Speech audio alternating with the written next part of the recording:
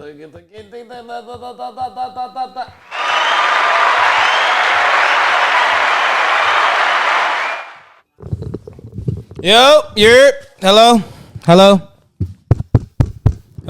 hello, my old friends. This is me, the one and only, young homie, the dripper of all the drips, the splash who be splashing all the splash, the one who's at the splash pad with your bitch doing what he do. No, I ain't gonna say that. But hey, look, T2 Nation, I am your boy Young D Mertz, man. Shout out Nation. We don't call y'all Patronis, we call y'all the Nation because obviously y'all are the people that make us do what we do best. You know what I mean? I am your boy Young D Mertz, man. If you're not dripping, you're not splashing. If you're not splashing, you're definitely not a part of this league. Hey, T2 Nation, do me a favor, hit that like, hit that share, let everybody know you in here. If you don't, that's fucking hate. We don't appreciate no hate on this podcast, even if we on Patreon. Sometimes it might seem like hate, but if you really listen to the message at the beginning of the basis of the message, I'm telling you, it's not hate, it's really the truth. Y'all know me. That's my dog, Todd McFly, a.k.a. Todd McGriffey, a.k.a. Todd the Truth. You know what I mean? Handcuffs. Hey, listen, they don't use microphones, but they actually have a big presence, man. If you don't see him next to the SJ, you know what I'm saying? He the red bandana goon, clearly off the all white. My nigga Ralphie, man. Ralphie in the building, man. Big Ralphie. Hey, listen, and then y'all gotta know my brother, my controversial, you know what I mean? The shit that go on, the one that helped me run this show like we supposed to do. The person that actually helped me be me. And sometimes people don't understand, like, I always tell people it's a brand. It's a gift to understand people and being able to sit back and produce people in a way that you understand. Learning the person and being able to produce them in a way that you think that is an highlight where you could just do something and they don't have to check behind you. They don't need to see a rough draft. They don't need to see it's just whatever you come up with, my guy. I trust you. You know what I mean? And that's my dog SJ, aka Paywall James. Hey, no, I appreciate that, man. Right, you know what I mean? For real. I love the fact that I've been able to I already know it's a whole lot of different personalities I can work with that'll really get on my nerves, and that made me just hand it over to them like, hey, dog, you got it. Like, just let me know when you want me to show up. Everybody don't know how to be a team. Work together. Teams ain't it. We don't do that no more. Yeah. We don't do that no more in this day and age. Villages don't work no more. I don't got no problem with even constructive criticism. That's why I say with the first one I sent the rough draft. You want me to change this? You want me to change this out? Hey. What I do? Just left it alone. All right. Yeah.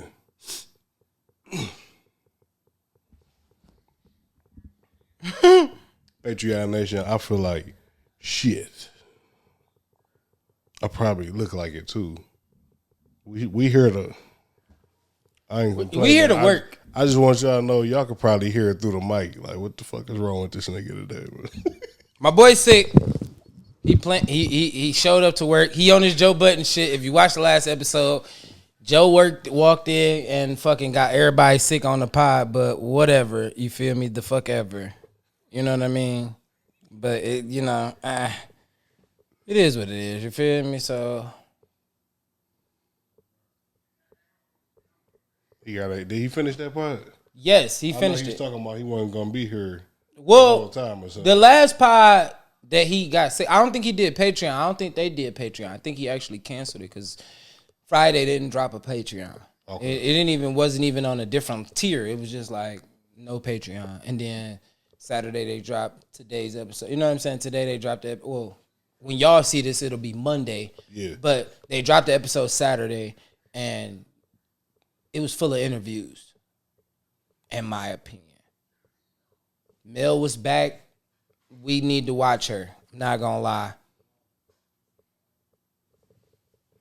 Mel was back. She like depressed or something? Nah, she just didn't say. She just didn't stop. She just didn't say, like, she just didn't seem the same Mel. I saw she was back with the shades. Yeah, she was shooting, but Mel wasn't. It didn't hold weight for me today. Like, today, Mel.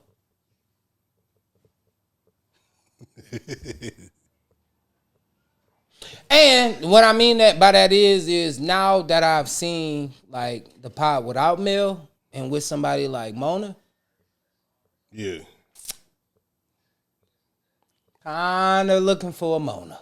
I think everybody been kind of knowing that too. It's not a bad thing. Mel fly, bro. Mel do what she do. Cause today, if you watch the episode, Jazzy gave Mel a lot of credit. You know what I mean? And it makes sense. You know what I mean?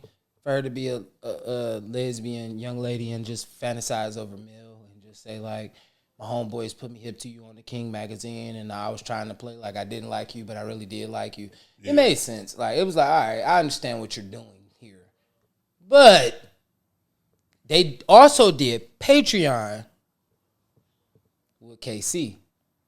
KC being Keisha Cole. Mm-hmm. Gotta be a different episode. It's just gotta be. I think the interview is gonna be different. Joe did a lot of bigging up Jazzy and all the things. And she talked about some shit. Like, I never knew who Jazzy was. I didn't know she did the vocals for Homecoming on the Love album. That's my shit. I like that song. Like, I really do like that song. As much as y'all hate Diddy, listen, I don't care what y'all saying. The nigga music, catalog and palette and everything, his musical ear is fucking undeniable, bro. Diddy ain't never dropped a bad song. Take your time. Find it. He ain't Big Sean. You right. My bad. I shouldn't have did that. You right. My bad. Right. Especially what Diddy going through right now. Hey, man. Did you hear Trump not put it out the realm of him pardoning Diddy? Yeah. Interesting, huh? I saw him talking about Diddy and showed him some love in the past. But he ain't catch everything if he's saying that. But it don't matter, man. This like Trump good at posturing. Like, did you see the Larry Hoover? Mm-hmm. Like he pardoned Larry Hoover. But I heard his beef. I heard his beef with the governor in Chicago though. It's like, I don't like you, so I'm gonna pardon him federally and make everybody have to look at you now, and make you have to. Yeah, because the other part of that is like he really not getting out because. Like, what is it? It's something about, it's certain stipulations to it where the president can't pardon you. So, like, this is like some smoke and mirrors. But it's not. The first news you see make you think, oh, he freed Larry Hoover. And then you get to the details and you're like, okay, he didn't do shit. He didn't free a lot of people that they said that he freed. It's a lot of people that got state time that you can't overturn. I can overturn your federal time. Can't overturn your state time. Yeah. That puts it back on the governors of your state. Chicago, Illinois. Like, hey, big dog, let Larry out. Like, it's all up to you now. Like, it ain't no more Trump in your way. It's like, it ain't no more federal in your way. Let's just say it that way. It's no more feds in your way. Mm-hmm. The feds already gave him his pass. So he free from them.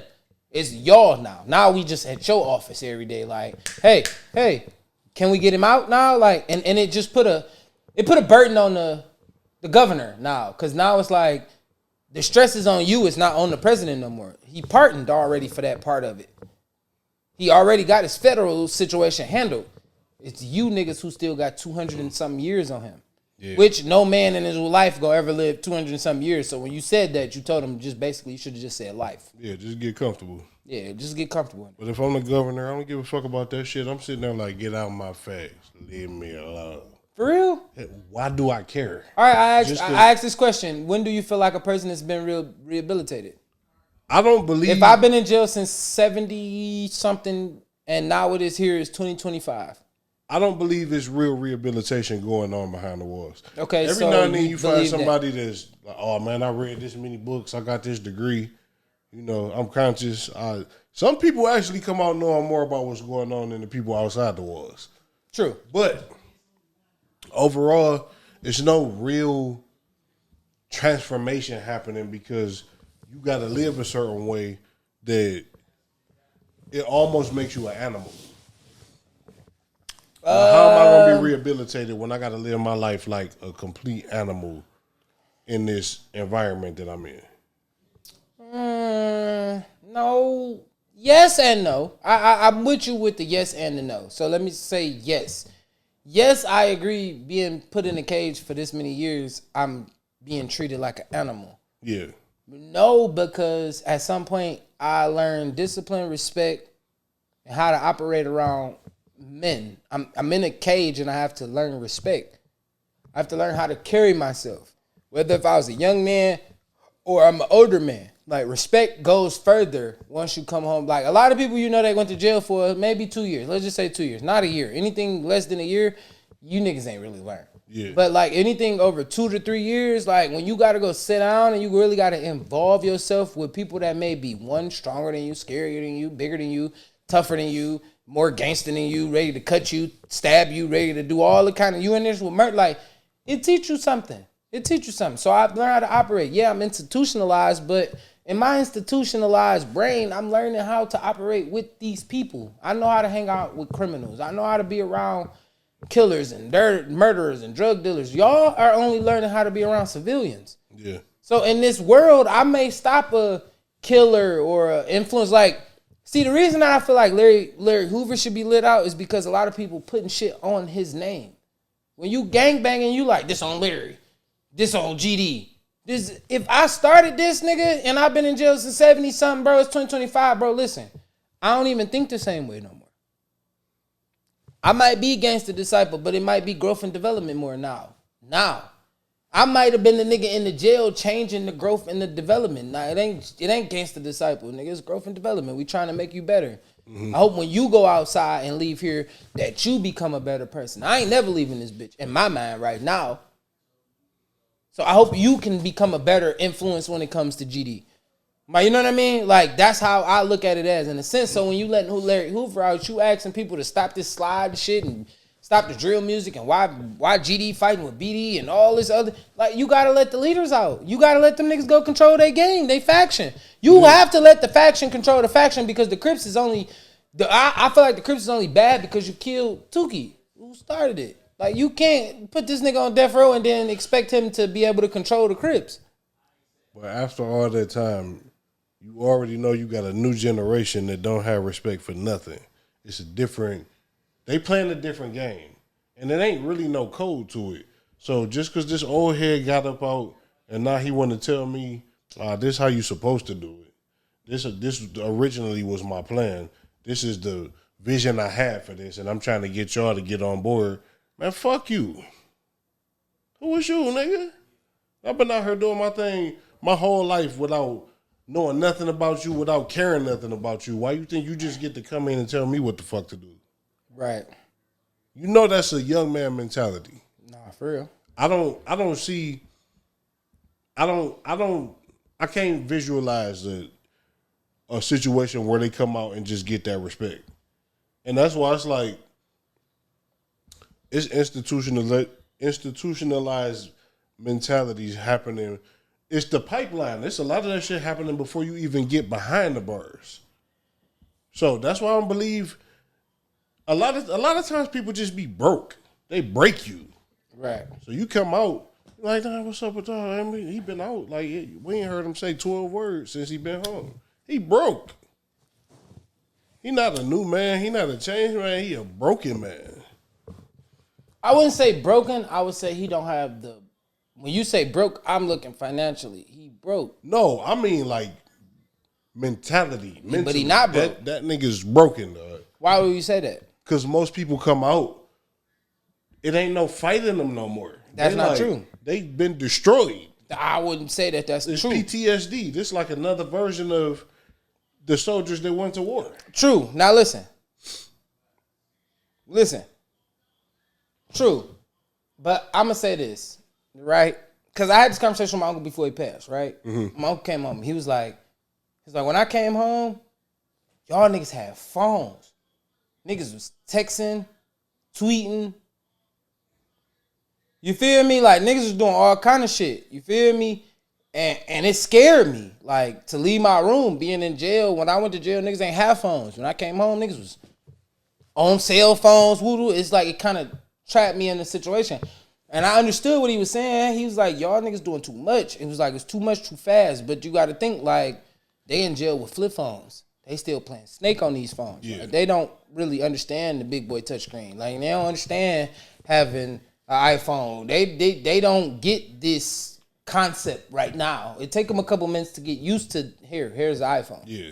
Here's the concept that your daughter can FaceTime you. You feel me? Like, they can FaceTime you and look at you in your eyes now. Where you left and when phones was just flip and hello, how you doing? All right, my bad. Yeah, all right, I'm out. Like, now I can look at you through a phone. Like, what you doing? Mm-hmm. Show me your background. Where you at? Like, how you do? All right. That's not fly. Yeah. It's a reintroduction to life, but at the same time, it's a reintroduction to society. It's just what you is. It's just what you missed.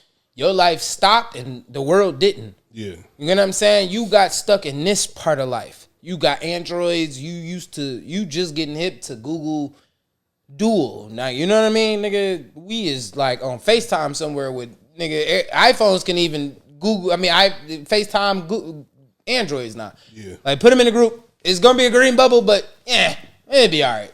Like, you know what I mean? So that's my point of it. Like, when you get to the jail shit and where people can't, like, grow, but I don't know. Like, I mean, it's always a better version of things. A lot of people don't look at that way. So going to jail and becoming institutionalized, it teach you some things. Like, a lot of people need to have to sit down and see what go on in life. Like, we are so gangster until you got to put your hands up. I remember, Aaron, where people used to have to fight. Like, you used to have to fight. The worst thing that could happen is you'll get jumped. Nowadays, it's not even about, y'all can't even fight. Like, y'all not even fighting. Y'all ready to shoot a nigga off the drill. Yeah. That's lame as hell. I missed that. Like, I ain't gonna lie. I kind of miss a nigga putting them hands up, catching the fade quick as hell. You and your homeboys, it's 6 on 6. You feel me? Like, shit, nigga, I'm walking through the neighborhood, we 6 deep. Y'all niggas don't, you mad at me, nigga, and your homeboys ain't gonna let you fight me by themselves, and my homeboys ain't gonna let you. We gonna war it out. Yeah. You feel me? It ain't no I'm pulling up and shooting up your mama house now. Like, that's where it missed. I think that's where the disconnect came in.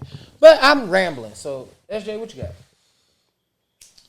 I could springboard off of that. Just with people being institutionalized for their behavior. You see them as the worst of the worst in society. And I see this happen with a lot of people where it made me think, okay, whatever the situation is, somebody get caught at their worst, right? Like, in some cases, it send you to jail, it send you to prison. You got to go through the system. In other cases, it's like, nah, I just look at you like you just showed me your real self. Fact. So, how do I... Okay, I guess what I'm trying to reason with is like, it's a lot of different motivations behind people doing some of the stuff they do. Sometimes you don't really understand it until years down the line. You be like, oh, damn. Like, I was judging him so much. I ain't understand what he was going through at the time that made him do that, right? Mm-hmm. So my question is it really your true self at your worst? Because a lot of people say, oh, I saw the real you. I saw your true self. I saw your true colors. A lot of people say that when it's really just you at your worst moment. So do you think that's really the true them, or you think it's just a moment in time? I think I need a shot for this. Okay. Can you grab that bottle for me? Yeah, I got you. I got a real story, and I want to be able to at least...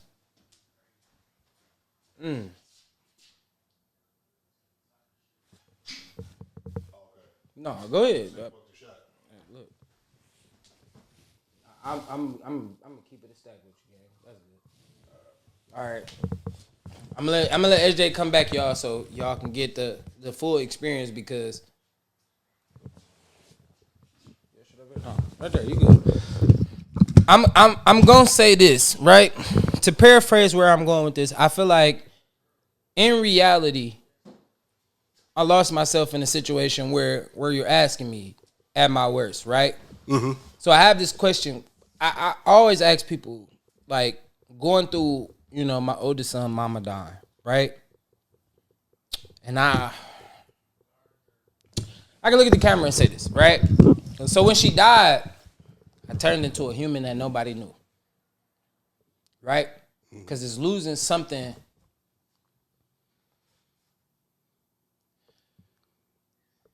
It's losing something that one you care about, but y'all had just got to a space where it's like we can co-parent at this high level. I'm okay with you being around with somebody else. I'm okay with somebody else being you okay with somebody else being around me, as long as we here for him.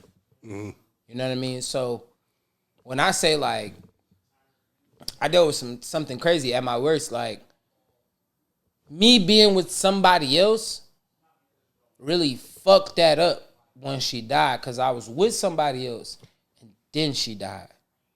So what they didn't understand as raw emotions and feelings for my child, like the things I said, things I thought, things I was going through at that time, was me speaking for the basis of my kid. If I could have did this, I would have changed that. I would have had this. But it's all of a transition of you are no longer here anymore. I can't change what we didn't have. I don't have nothing else. This is where our chapter ends. This is where your life ends. This is where the chapter ends. This is where it's over. You feel me? So at my worst, don't shit on me at my worst because I'm saying things out of a pure emotion. I'm being emotional. You know what I mean? Yes, it's some truth in the emotions, but at the same time, you gotta also understand what I'm trying to balance. You know what I mean? So yes, do I go back and look at some of the statuses or some of the things that I did and I just erase it? I erase it because that's an out of body experience for me. Me as a person, a lot of people look at me and be like, "You don't have feelings. You nonchalant. You don't care about nothing." So for me to actually show my feelings and people to look at them the way that they did, I'll never do it again.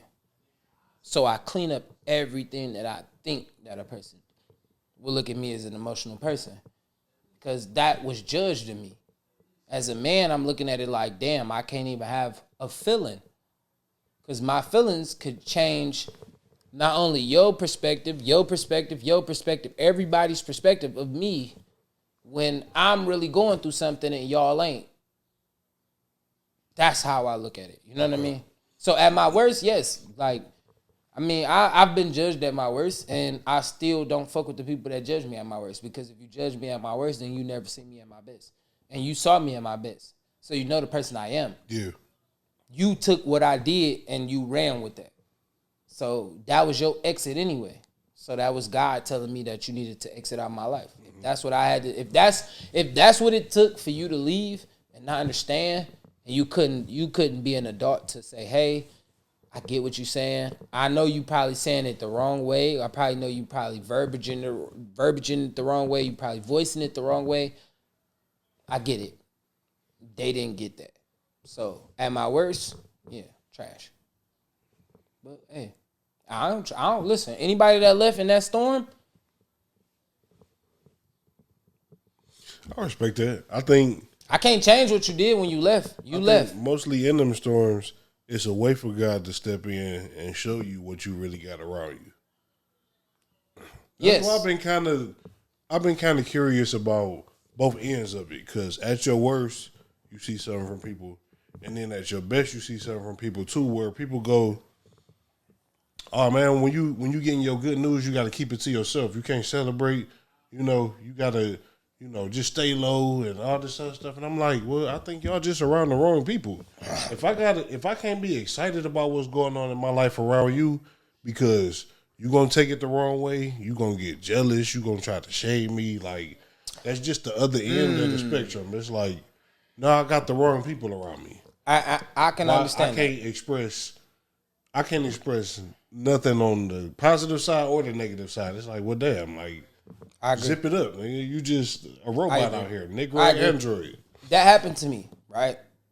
And I just say, like, I always looked at it like, even going a person that had to go out into the work field, right? Mm-hmm. When you look at it, certain things in a different aspect than other people. Like when I first got to the bank, right? When I was working at Fifth Third, right? When I walked in, my interview was different. I was going through a dark moment in my life. So all I wanted to see was change. So the way I talked, the way I responded to things, the way I looked at shit, the way I was talking to people, it was just different. And I'll tell you how I got the job at Fifth Third, right? Mm-hmm. I don't, me and him don't see eye to eye to this day. Just keeping it a stack. But I also understand him identifying a young black man who got talent. Can he control this talent? Is he able to know what this talent is and how he can mold this talent to be great into following what he say? Different opinions, different. You get what I'm saying? So when I got the job at Fifth Third, I was working at Target, right? Starbucks to be exact. Cooking, working by myself. The Starbucks in Target. Yeah, okay. I just be in the little whoop-de whoop. Yeah. So this one particular day, dude in a suit come in, bald head guy, come in, cappuccino dry, super dry, nothing else. Just can I get a cappuccino dry? Hey, you want foam or you want milk in your shit? No, straight foam, espresso shot foam. You sure? All right, got you. Get him together. Hand him Miss John, he happy. He go off in the breeze. Window type shit. You feel me? You know how like as niggas, they just go off and you on the phone. So you like, I'm not in a mood. I'm not in a rush to leave right where I am right now. I'm just having a conversation, but I want to, I'm going to just take this espresso. I'm just sip my cappuccino, chill. I'm just talking on the phone. In the process, in reality, as a young nigga, I don't know you watching me, right? Insert white lady. Now, I don't know her name, don't know nothing. Insert white lady, right? Mm-hmm. She coming from the gym where I worked at. It was a powerhouse right across the, the parking lot. She pulled up. Today, my cheat day. I want something to fly. Whoop, I just want to work, bust my ass. I just want something good. Can you please get me together? I want a frappuccino. Got you.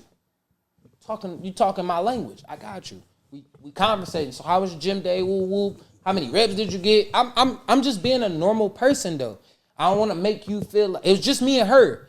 So I'm literally not on the phone, nothing. I'm just literally chilling. Just being like, and we talking. She got my attention. I got her attention. We just talking back and forth. He's still standing in this corner over here, right? He watching the interaction. I don't know that. You know what I mean? She like, make me something fly, woo woo. Got you. Or your frappuccino. Niggas don't know that Starbucks make these. Secret menu, hidden shit. You hear me? She asked me to just make something for her. She's like, it's my cheat day, I want something small, woo woo. I need you to just give me something that's going, so I can walk around Target. Bet I got you. Make her the joint. Here you go. She don't even walk out that bitch. You feel me? As soon as she hit it. Oh, this is the best thing I ever had in Starbucks. Cuz eyes turned to me. Boom. He focused now. Now he's paying real attention. Mm-hmm. You feel me? That's charisma, it's personality. He just grabbed her attention. He did everything that is you feel me? Like he's been a great help to her. He walked right over to me. Here's my card. Call me one day. It's kind of gay, Whoa, big dog. What you got going on? I don't know what you got going on. Pause. Hey, yo. You know what I mean? But let me explain. He handed me the card. I'm confused the whole time. Juice, my youngest son, his mom worked at the Target with me, right? Predate him. She walk in to work, right? I'm getting ready to get off. She walking in. She come over and, kicking it with you. You know how it is when you kicking with somebody, they come over, talk to you before they start work. Hey, what you on? What you about to do? I'm like, all right, blah, blah, blah, XYZ. I'm like, hey, look, Pete. I'm like, a nigga gave me this car. I'm just asking the question. I'm like, you think I should call? Like, cuz gave me this. She looked at the car like, nigga, this is a bank. Like, hell yeah, you should call. Woo, you should do. She gave me the whole rundown, right? At my worst, I'm telling you, I'm coming off the depression of Cam Mama. She just died. I figured I'm going through the whole situation, right? I'm like, you think so? She like, yeah. Called him the next day. Headed to work. Driving. Got him on the headphones. He like, yeah, man, you should come come in for an interview. I'm like, all right, bet I'm off tomorrow. I'm telling him like, I work. Like clearly, I got a job. So you feel me? He's like, yeah, I'm off tomorrow. I come, rendezvous with you for a minute. I'm like, where the, woo. Told me to bank everything. Go in there, get the job the very next day. First question he asked me, to get back to what you're saying. First question he asked me is like, what do you see yourself in a year? I see myself sitting where you are. My mentality for that perspective is, at 18, I was working at the number one Foot Locker in Michigan. I wanted the general manager spot at 18. Mm-hmm. I'm 21 now. What you think I want to do with you? Move you out the way, big dog. Yeah. But everybody, if this faculty runs the way that it's supposed to be, you should be moving on the district. The person that you need to move in next need to be moving in your office. I need to be moving in their office, and it need to keep the chain going. Mm-hmm. But when y'all get older and stop the chain, because you get stagnant or they get stagnant or they don't want to get stagnant, like everybody gets stagnant, that's when they fuck it up. Especially for young people. Because we ain't never been, I always say this, I speak for the youth, but I understand the older people. But let me speak for the youth. Y'all in our fucking way. Yeah. The fuck out our way. They turn into the gatekeepers. Y'all are holding us back. Yeah. I don't want to work for your old ass for 65 years, bro. Move forward. Nigga, you need to be a district manager or a fucking manager somewhere. Go move up in the company or get the fuck out the way. Go retire. Mm-hmm. That's how they look at it. Chrysler. That's how these niggas look at the niggas in the banks. That's how they look at niggas at any job. When you got a YN, let me look at y'all in the camera when I say this. When you got a YN or anybody that's under you that's younger, and you look at them as competition, the competition come from because you in my way. You making $35, $40 an hour. Here I am making $20, $25 an hour, and you not willing to go up to the 60. Where's your ambition? Where is your stride? Where the fuck do you decide to go do something different? You know what I mean? Like, you got to figure out to move up just like I'm trying to figure out to move up. Why you want to be 15 years in the same spot? Because you complacent. I'm not. I don't do this complacent shit. Mm-hmm. I know how to move forward.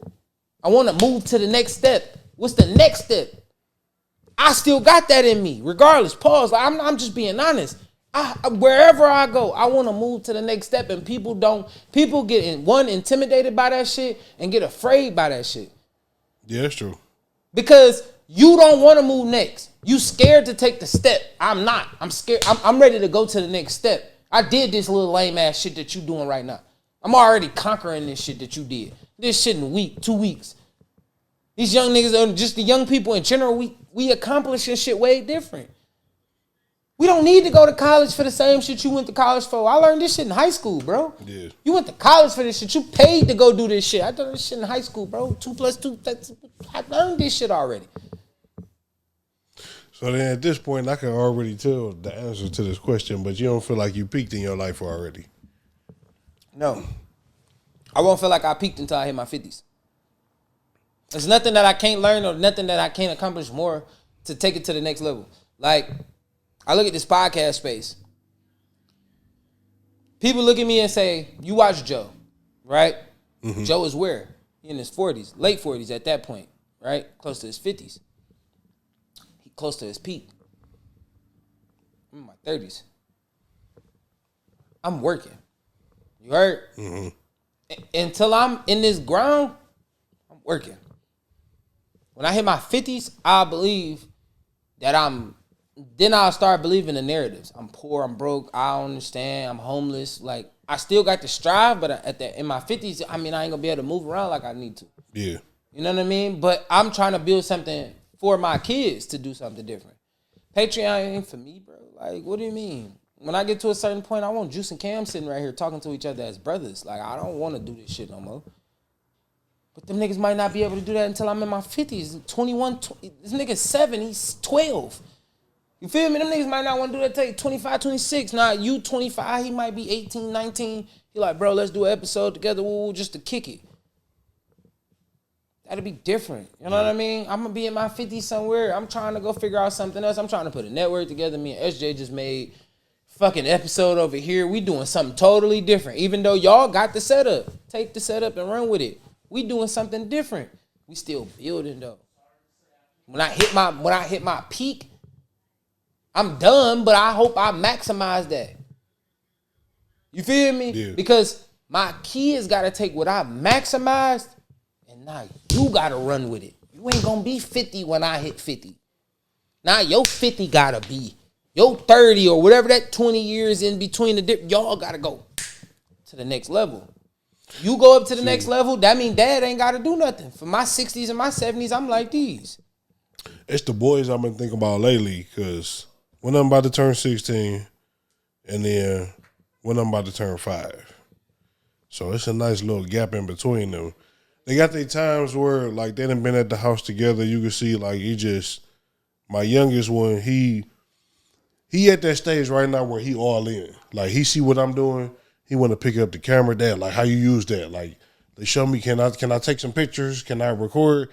I got all kind of videos of him just walking around with the camera, the GoPro, all that shit. He just all around the house. I'm like, damn, like, it's like he really taking interest in this shit. Maybe I need to, while I'm doing what I'm doing, I probably need to, like, foster that. Come on, just come with me, man. I'm going to show you, I'm going to put you over here. You can learn how to do this right here. Because listen. He interested, why not, like, develop that? What does Flip do? The biggest fucking credit I give Flip for. What does Flip do with his son? As much as JR don't want to do it. And I understand it. But guess what, JR? Guess what he teaching you? You already got a business, bro. Yeah. You know how to do this shit. Whether you want to do it the rest of your life or not, you still young. You can go make a rap video. You can make a vlog. I showed you how to run a content house. I showed you how to do all this shit. Mm-hmm. So when it's time for you to move into your friends and you trying to figure this shit out, guess what? You don't got to figure it out. It's still your dad's concept. This is my dad's concept. Watch this. Pow, pow, pow, pow, pow, pow, pow.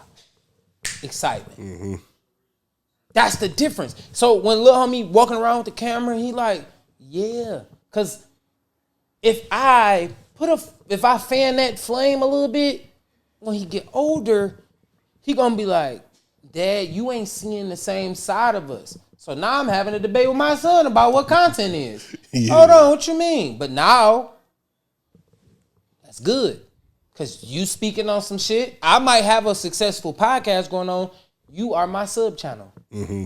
I'm clearing your shit because you my son. I'm clearing your sub channel. I'm giving you all the access to all the shit that we doing. I'm giving you that access. You elevated to the Joe Budden podcast. Mm-hmm. We speaking on just my dad. You ain't even gotta say my dad. I'm speaking on Stoney James and his podcast fans and everything that they got going on. Boom, that's cool. But guess what? You my son. And yes, I'm giving you access to do this, to chop this up. Now I might not speak for your first 100 videos on your videos. See where you at. But then I might come on 110 and be like, man, you got a point there, buddy. You know what I mean? Just to comment. And now the comment go crazy. Because everybody fuck with me. They like, oh, shit, SJ just finally commented on your shit. Woo. Now your shit go up. Now you hit the top. We go through the roof. Now, look. And all you did, you've been asking me for months to just comment on one of your posts. Mm-hmm. And I finally did it now. But that's just content. That's what make it happen. That's what make us who we are. That's why I say I don't change nothing that I do. My kids are my kids, bro. If Cam want to come sit down on the couch and he want to talk, let's do it. Like, I'm always with it because I don't know what they can do better than me. They got fucking, I'm, you know where I am in age, nigga. I got 20 years almost on my kids, 22 years on my kids. Like, he knows something that I don't. Same thing I used to tell my dad, but now you see it. You had to go understand what your son was saying. Yeah. You know what I mean? Like, a lot of niggas thought still shot pictures was the best thing to do. It is. It's people out here still making prom money for that, all the prom pictures and all the wedding photos and all that. But they prefer the wedding documentary. They want to see the wedding documentary. They want to know what it feel like. And they want to know what, they want to remember when they pop this DVD in or they get this Bluetooth and they put it on their computer. They want to be able to put it on the screen and say, look at you at 10 when they had their kids. Look at you at 10 being the ring bearer for your dad. Or, you know what I mean? They still want to encapsulate that moment. Pictures say 1,000 words, but video tell you the truth. Yeah. That's how I look at it. But it's more than just, yeah, you're right. My sister did like a gender reveal. So I didn't get there right from the beginning, but I was taking pictures. Showed up with my camera. You know, I got different lenses and shit. So I'm swapped that. All right, let me take some pictures. Got the pictures, and then right when it was time, I'm swapping to the video. So I got different moments. It's like where I try to settle into it is like, let me get the best possible content I can get out of this moment where even my cousin, she was talking about a picture I took of her where she just walking through I don't even remember what park it was, but she got a flower in her hand. She just walking. She's like, I love that you capture these moments. Like you take some of the dopest pictures and it's just like in the moment. That's the kind of stuff I like to focus on. I don't like smile and say cheese. I like that real, raw emotion in the moment where this is what I want to catch. I don't even want you to realize I'm in the room with you where I'm taking the picture because I feel like you get the best pictures like that. Facts. I don't like that smile and say cheese. I'm with it. I'm gonna count to 3, and then even the video was like, all right, I'm recording on the video time, and she was like, oh, this look like it's so cinematic. It's just like I feel like I really got a good eye for this thing. Where, like I said, I'm doing this thing with the mic and in front of the camera. But a lot of my vision is behind the camera, dog. That's where I feel like I'm really gonna be able to like take off. Dog. I almost feel like a couple more years I'll probably be shooting films. Dog. And listen, and sometimes, let me just be honest. Sometimes you just gotta understand what you do well.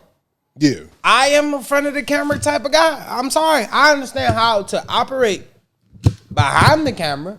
I know everything that needs to be done. I know the angles. I know all that. Because I know how I want to be produced. I know how I want to be shot. I've been doing this for a minute, so I know what my good side look like. I know what my angle may be. You know what I mean? I can always do those corrections because it's about me. But I'm always open for people to produce me or try to say like, hey, do this, try this. Like, all right, that's cool. You know what I mean? Like, all right, bam, boom, whoop, whoop, I can do that. You know what I mean? And that'll make a difference. But I don't really too much look for people to kind of produce me. Like, I mean, obviously, if I became a celebrity today and they was like, who do you want? I mean, obviously, between you and Pop, y'all will have to figure that shit out.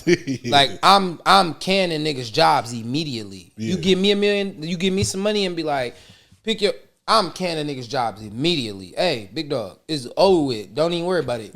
You work for me, hey, Pop, over with. You work with, y'all are a team. I want you, because Pop know early me.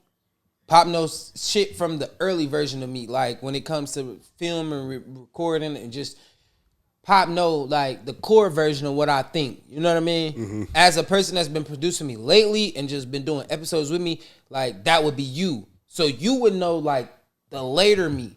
So between y'all two, it should be like I shouldn't have to say nothing to neither one of y'all. Y'all had that conversation. Yeah. Like DeMarcus is just gonna show up and do the content. He getting the fuck on after a while. That is, and I say it like this. Keep Parks. You would be more so Parks, he would be more so Keep. If you looking at it in an aspect of what it is. Because Keep behind the camera. Yeah. Keep in the room somewhere, looking at the cameras, pushing the buttons, woo woo. That would be Pop. Yeah. You are more so, I'm involved in the camera, like I know what's going on, I can. You know what I mean? So you would be more so my Parks. Like, yeah, you might not be on camera, but you understand. Hey, cue him up. Hey, what are you doing? Watch. Hey, hey, bro. Mm-hmm. Hey, my man's. Get him out of there. Get the shot off him. Like, get it. Put it right there. Yeah. Like, that's how I always look at things. So when I say I build my team around who would understand me. I understand what they can do, but who understands me? Mm-hmm. Because if I'm the best, if you can make me the best me, I'm going to pay you for it. That's my whole concept. Like, I can pay you for making me the best me. And it may sound crazy because most people are like, well, you do podcasts with such a... Nigga, if I'm the best me, then you going to always be the best you. Mm-hmm. Because I hold you to a standard to make me the best me. your standard is something different. Just like if you came here and be like, DeMarcus, well, we do this, and I need you to keep holding me to I'm gonna hold you to a standard. Everybody is held to a standard. If I came in here and just like, Jay, that's all right, you right. No, you right. No, I agree. Sean did make that. No, that was fire. I guess. Yeah, we ain't getting nothing out of that. I mean, if that's the way you want to look at it, I guess. Yeah. What did I just accomplish with you? You like, nigga, I just asked you 8 questions and you just told me nothing. You didn't give me no explanation, no why you think this way, why you agreeing with me. Like, you don't have the personality. Even if you don't agree with me, we still can be able to have the discourse of why you agree or disagree. Mm-hmm. Like, that's the difference. That's the personality of it. That's the whole concept of this shit, bro. Like, people look at it. I don't know why they make it so difficult. Like, I just don't. I really don't. That's my whole concept of the whole situation. I just don't know why y'all look at this shit like it's supposed to be so tough. Like, it is for people because everybody don't have personality. More than just personality, everybody don't have a vision. That's what I'm starting to see. Even if you putting yourself in a place where you want to be a part of this thing, like, you can't see nothing past you sitting in that spot right there. So you don't really have nothing to bring to it or add to it. It's no real critiques. It's just what you think or how you think it should be done, and that's it. And why do I think just because you bringing that to the table that I should respect that? Like, where is your vision? Back to my leadership conversation. Yeah. See how that just... I wanted you to just say it all over again. Back to my leadership conversation. Just because you got an opinion, it don't mean that you need to display it. Yeah. Because what you think ain't always what the world is concept of. Mm-hmm. Or what I'm saying is, like, y'all get me, but to be a team, like a real cohesive team, we have to know who's the main person. And I feel like everybody else would find out how important their job is knowing who the main person is. If the main person on the pod?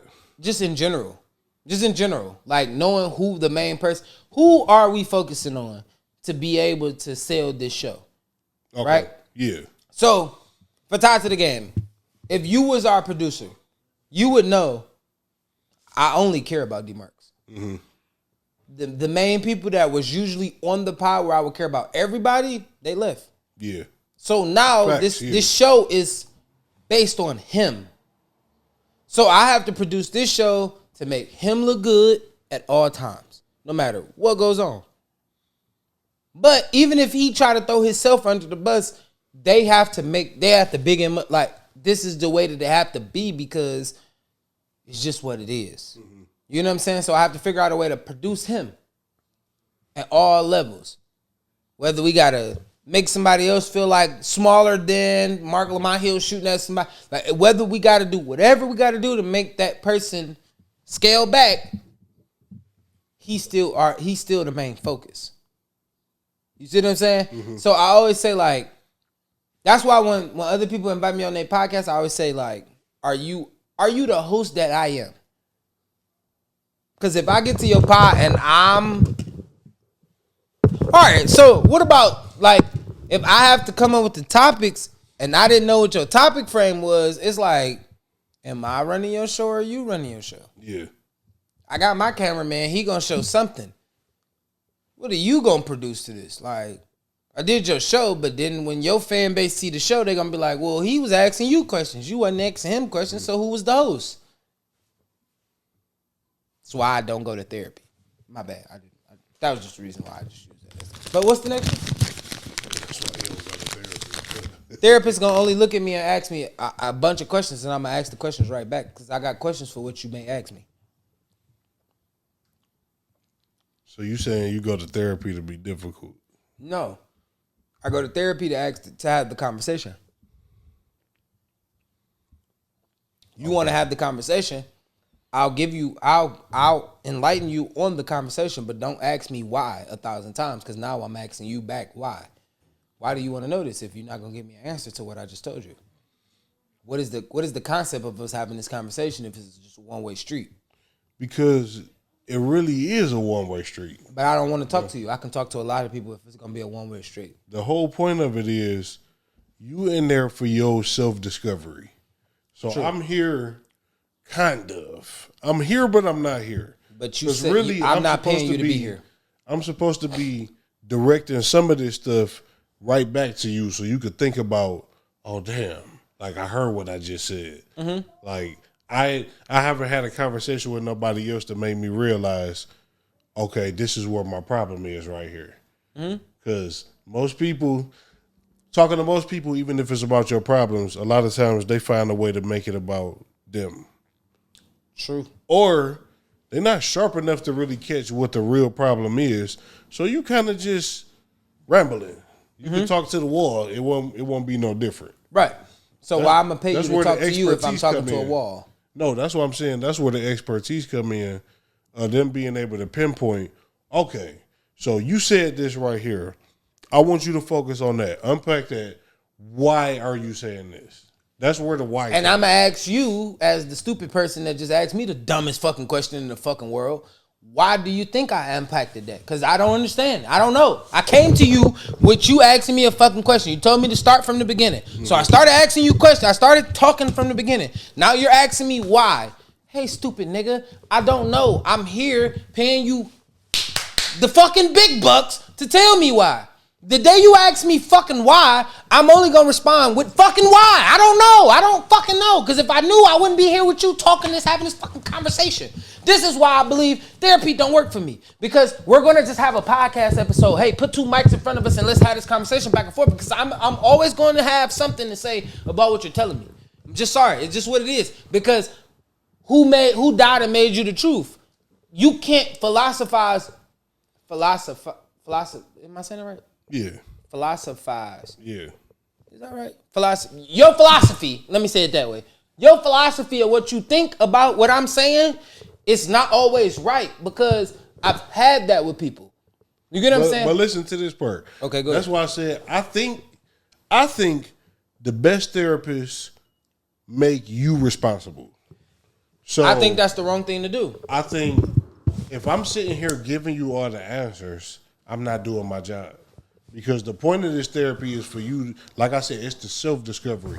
It's for you to deep dive into your own psyche, your own experiences, and figure it out for yourself. If I'm giving you all the answers, I'm crippling you. But if I'm sitting here like this, and I'm fucking drawing X-Men cartoon characters, and I just keep saying to you, well, what makes you think that? Well, why do you feel like that, SJ?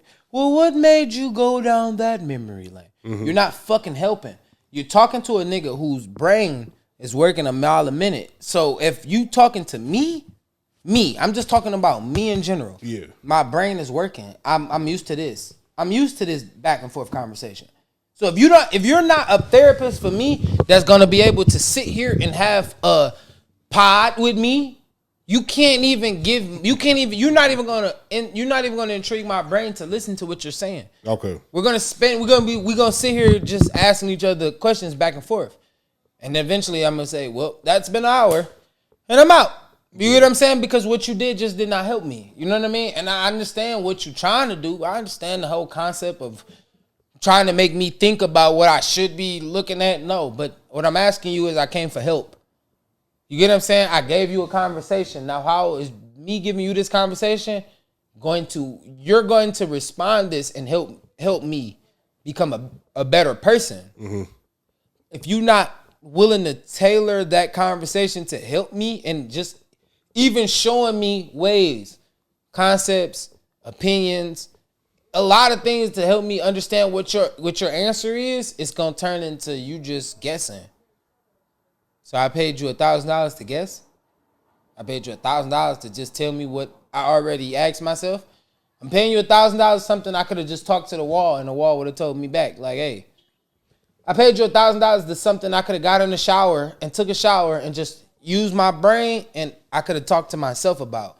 People talk to themselves a lot. I am one of those people. I talk to myself a lot. So if I talk to myself a lot of people probably be thinking I be listening to music and everything, but I have conversations with myself because if I can rationalize this in my brain, like it's gonna always make me think something different. Cause I fight myself.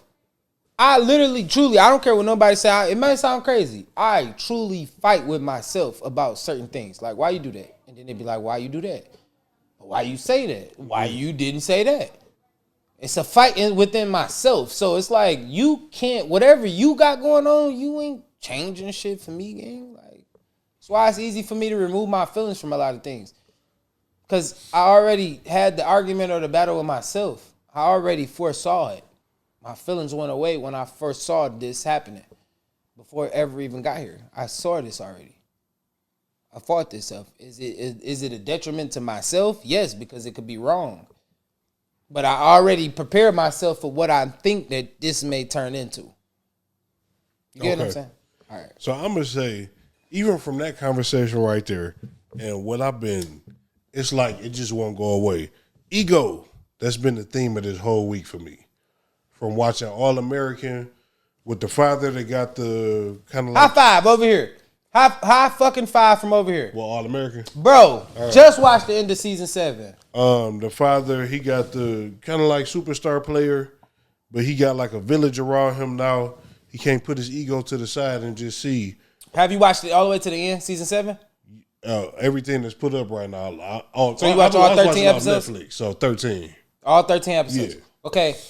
So, my biggest issue with the whole situation was the granddad, but I'll let you finish. Okay. So, wait, which granddad? His KJ granddad. Okay. Oh, yeah, yeah. He started this. Oh, yeah. But I'll let you finish. He caused the problems for the whole season, really. The whole but you didn't know until you got to where he was. Right. So when you hear him talk, I don't want to. That's why I said, go ahead. I don't want you. So it's Khalil's father is really what I was like. Oh, you on Khalil? I'm on KJ. It was like, it was his ego when it came to like, dog, don't you see? Like, it's people actually trying to help your son. His grades better. He in a position where like he actually. It's people looking at him for what he doing on the field before he wasn't even on the field. He got a lot going for him, but you so busy thinking about, well, you my son. Can't nobody tell you better than I can. Can't nobody raise you better than I can. And it's like, no, just accept the village. Ain't nobody trying, like, dog, you don't realize you actually been putting them in worse positions. You actually, the detriment in his life. Mm-hmm. So that made me think about my son going to, right. Mm-hmm. When he got there, this is in the middle of divorce and all this other stuff. And one of his cousins was like heavy on, he need a mentor. And, you know, this mentorship program and all this other stuff. And I had to sit back because first it was like, I don't know the motivation for this. For a mentor? Yeah. I don't know if you actually concerned about. This is where the feeling. This is a good conversation. The feeling came in. It's like, I don't know if you doing this because you trying to spite me and you trying to say that it's other people out here that could be a better example to my son, or you actually concerned with my son development. And I had to take a step back from that. And it was like, before I reacted, it was like, dog, you always going to be his father. And think about your life. Think about what you've been through. All the different men that you ran into in your life, the different like examples they gave you, like all the way through, even you being a grown man, like it's been stuff that help you, all them little gems along the way. So it can't be too many good examples in his life. This is a good thing. Mm-hmm. That's why I had the feeling, but then when I went through it in my mind, it was like, okay, it ain't nothing to be mad about. Like, I just let him do it. Like, it's actually going to be a good thing for him. And that's why I understand when you brought up All-American. Okay. Because what was Jordan to Khalil? Same thing. What was Jordan to KJ? If you watched all 13 episodes. He was like his hero. He damn near seemed like, yeah. What was he? He was a mentor. Mentor, yeah. Even in the championship game, he popped up at halftime and said, what to him? I know we playing, nigga, but I don't want to play the worst of my little cousin. I want to play the best of my little cousin. Like, you believe in me. You trust me.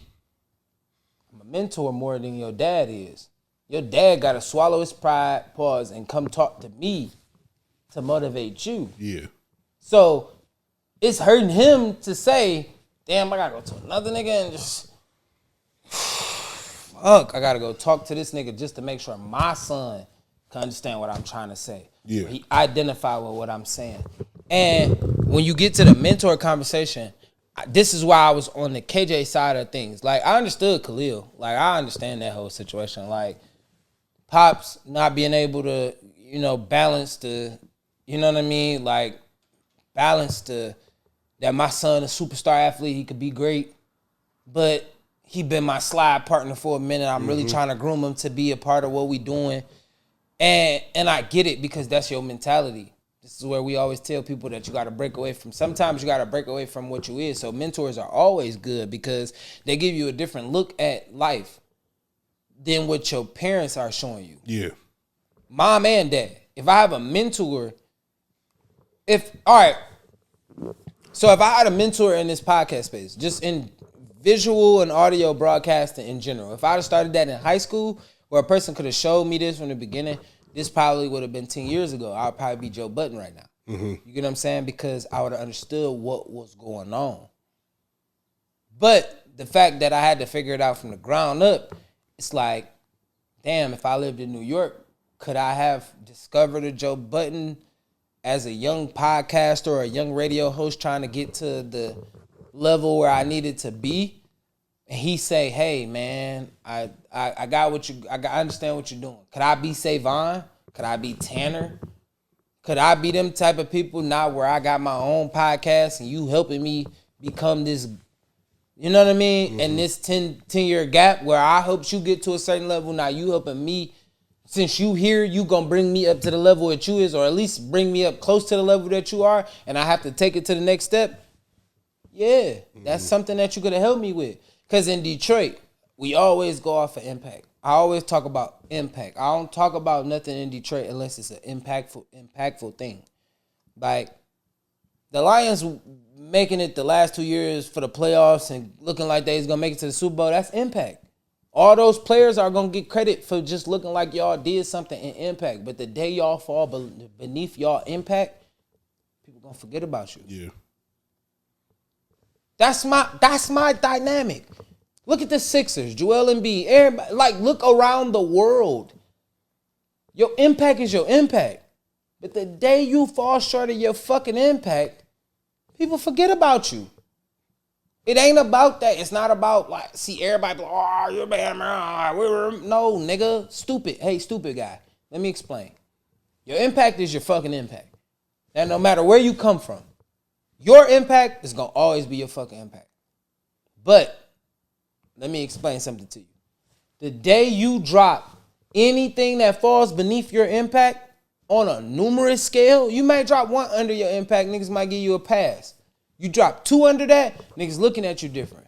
The third beneath your impact, your ass is going to stay there, Big Sean. Just being honest, bro. Tell me if I'm tweaking. It's ego I was stuck on all this week. Because even in the pod, I was talking about this situation with one of my friends, right? Mm-hmm. Where it's funny we watching these videos where everybody calling their boys like, hey, man, good night. Like, I just want to tell you good night. AJ, you called me and say good night, bro. We gonna have a problem. I understand. First of all, I'm gonna hang up on the phone. As soon as you say good night, I'm just gonna hang up. We ain't even got to talk. We ain't even gonna address the issue. It's gonna be like, do. Immediately. It's out there now. I think it would have been funny like a week ago if I just called you like, hey, I was gonna hang up. It would have just hung up. But no, I had a friend. I was talking about it a little bit in the comments on the pod. I had a friend that used to tell me all the time, let me know you get home. Let me make sure, like, I just want to make sure you get home safe or something like that. Yeah, the gay every nigga. time. The gay guy. And yeah, but I found out that he was gay. Maybe like a year and a half later. So this was senior year. We used to be on the east side kicking it all the time. I mean, arcades. He was taking you on dates. It wasn't just he was tricking sometimes. You was on your Joe Budden shit. This was my dog. Oh, okay. It was Talk like, that shit. Yeah, talk that shit. All right, yeah, man, say it. You about to make it weird. Paywall, James. Let's do it. Let's do it. Weird. Let's do it, Paywall. Come on. All right.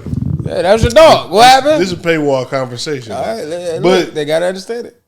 And it was girls. It was a couple of girls that used to say to me like, "He gay. He kind of gay," and I'm like, "What?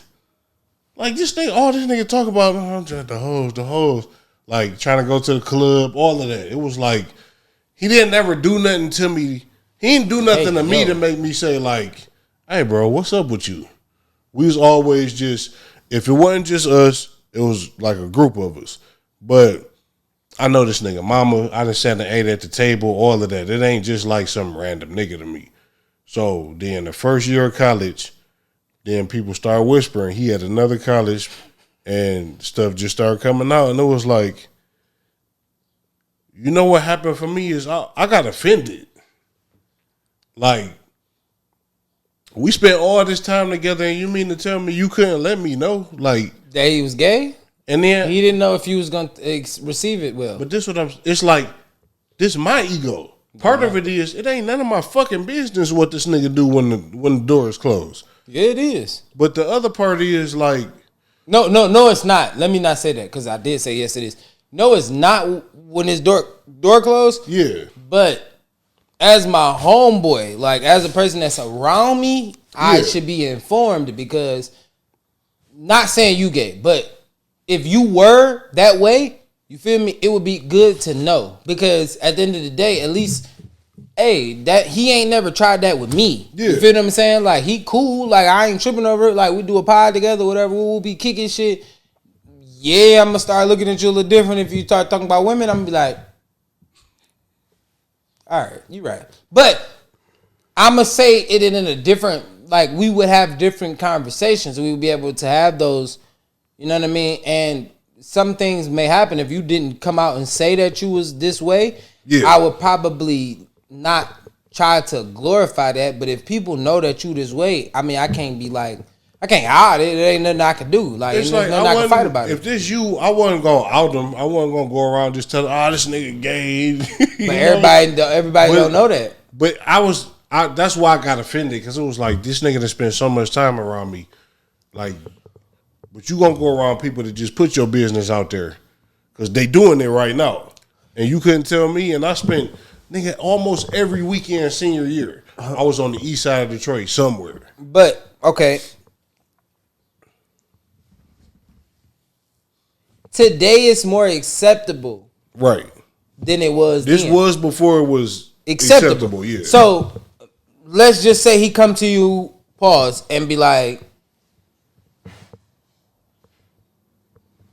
I don't think he realized. No, not you. But I'm just saying, like, he'd be like, hey, I think Lil Tone from down the street. Yeah. Now you looking at him like, bro, what you just say to me? Yeah. I think now our friendship is weird. I didn't have no type of. I understand that, but you don't know how you may have thought in that time, that time, because you saying that now. Hindsight. Yeah. But at that time, you may have been like, bro, what'd you just say to me? Like, what the, bro, what's wrong? Like, you judge him in that moment. Now he like, see, if I'd have never said nothing to you, you'd have never treated me this way. You'd have been my mans this whole time. Like, we'd have been cool. But this is why I was saying it was like, it's kind of hard because it was science even back then. Like, when I was with my girl, he was telling people that she took me away from him. Yeah, you did say that. Like, that threw me off. I don't know what you had going on, big dog, but I see that's another thing. I ain't really know how to like. I don't get, but it ain't the only reason why that wasn't a red flag for me is because like I seen niggas like. They'll make jokes about it and stuff like that, but really niggas be mad when you get a girl and you spending more time with her than, you ain't fucking with the homies no more, nigga. Your bitch ass, nigga. You just want to be cuddled up under your girl. You know, it's all of that kind of shit. It's a different level of that, though. So,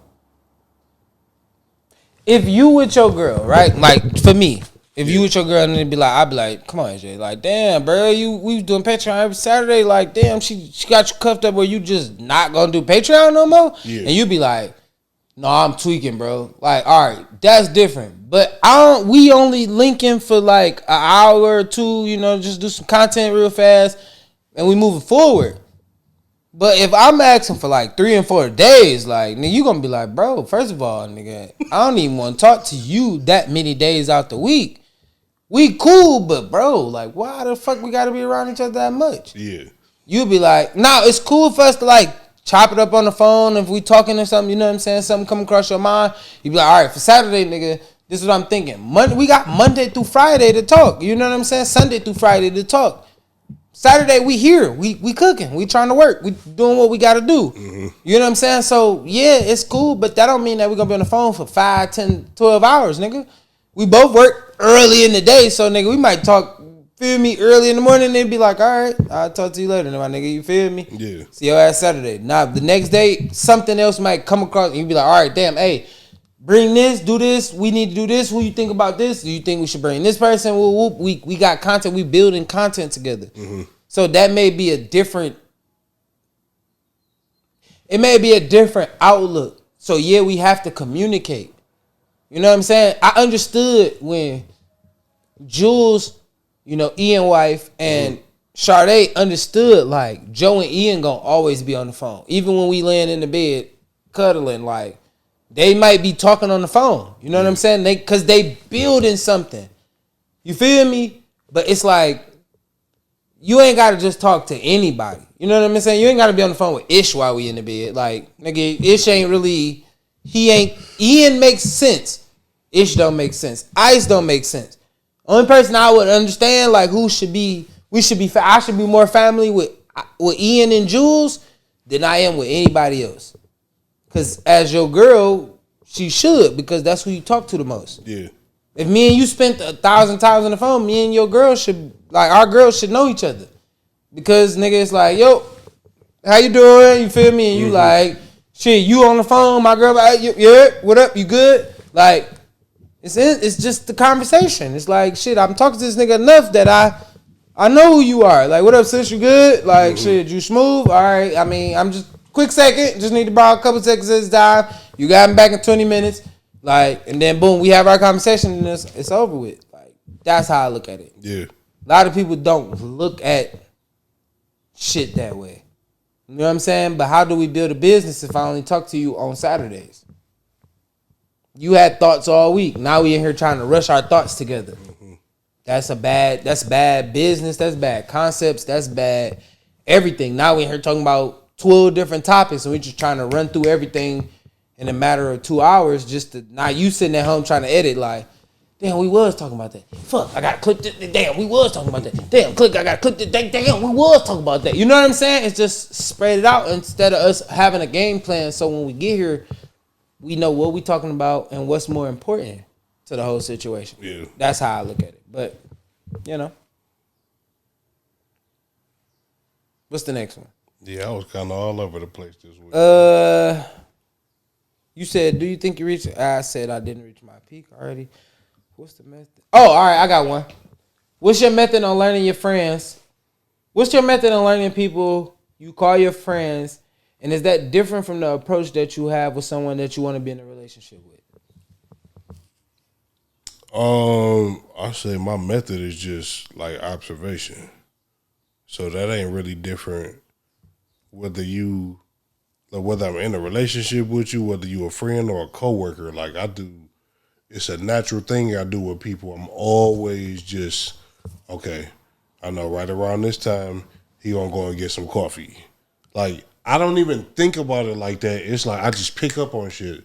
I notice the job I'm at right now, I only been there like a month and a half, and I already got these people clocked like that. Like, okay, he about to take lunch around this time. I know she about to go to her smoke break. And I was like, God damn, I really do just be clocking people like that.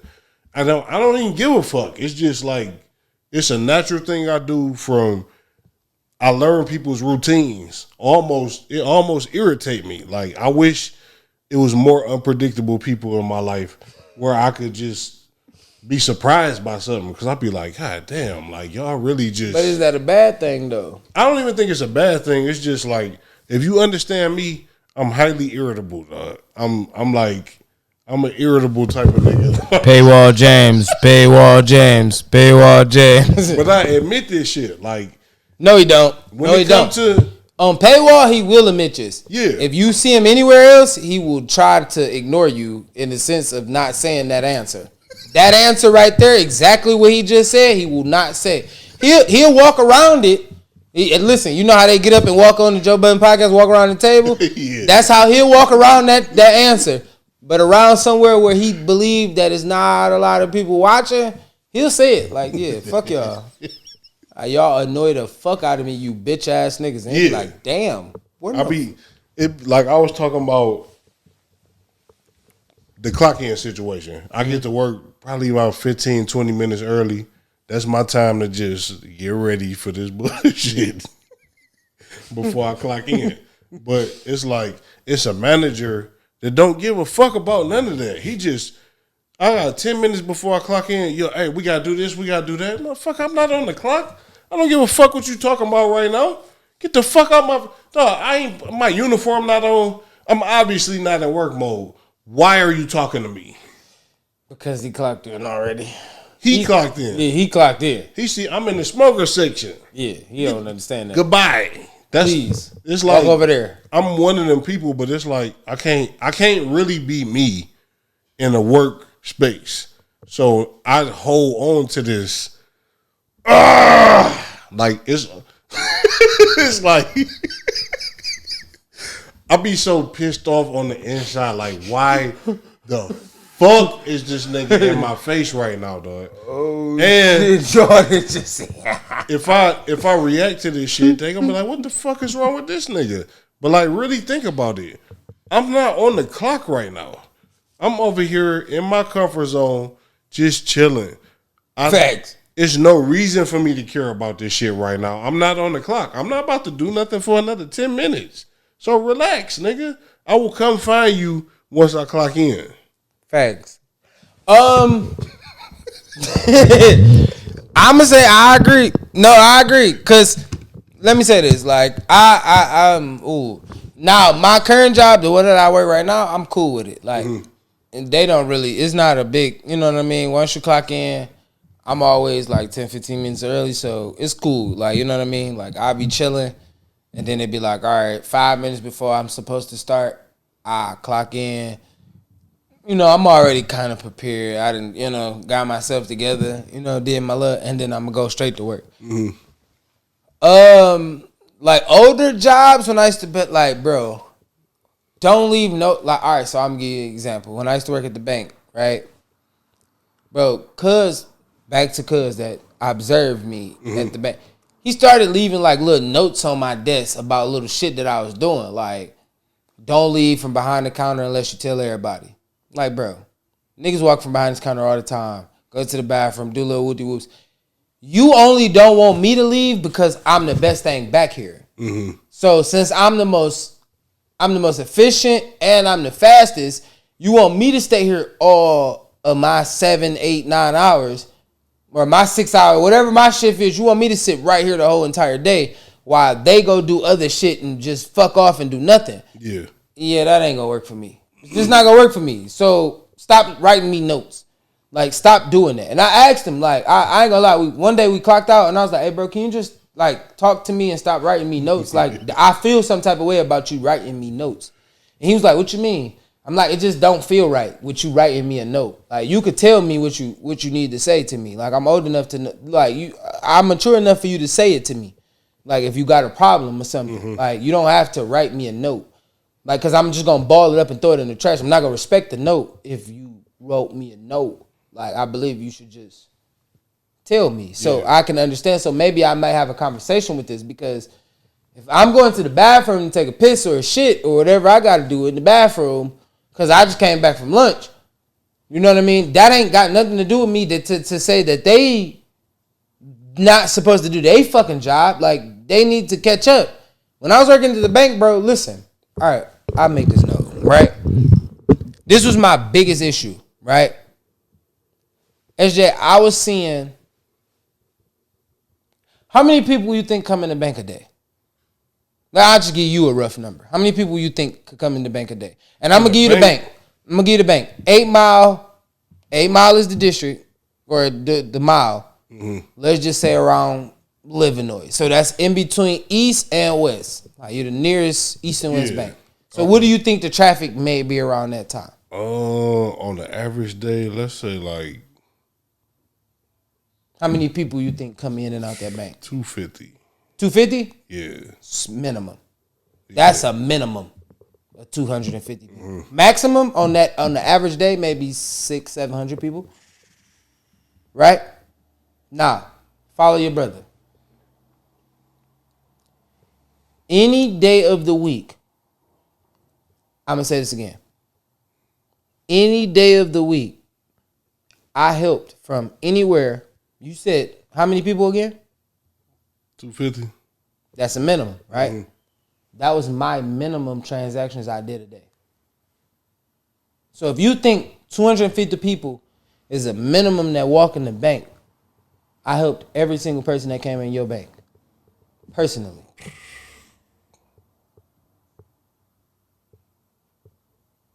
Why do I need anybody else behind this counter with me if I helped every person that came in your bank? Yeah. That's a minimum. My best day, a Friday, I'm anywhere from 500 to 700 people. We talking about mathematics, bro. Banking. Yeah. When you got, and I'm getting surprise audits. There's nothing I can do about this. I can't trigger an audit. I can't, oh my God. No, it's like soon as the day end, they like, hey, let me count your drawer. Mm-hmm. I got to step back, put my hands up and say, go ahead, do your thing.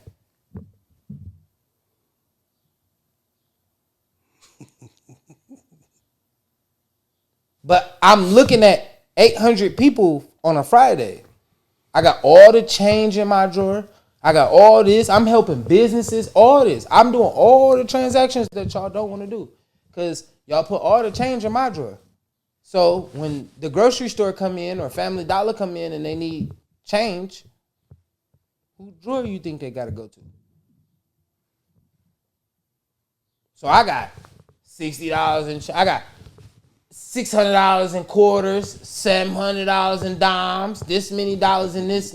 You feel me? So now I'm putting forth this effort. Like I gotta really, and I gotta make sure your money right. Oh wait, we ain't even talking about the change that I gotta receive in. So when somebody come in and they trying to cash in their change, I gotta sit here and count all your change. Gotta put it in the dime holder. Make sure it's this many. I'm doing all this work by myself.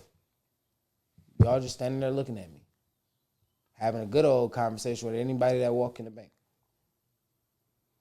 They called my line at Fifth Third on 8 Mile of Livernois. I'll say where I worked.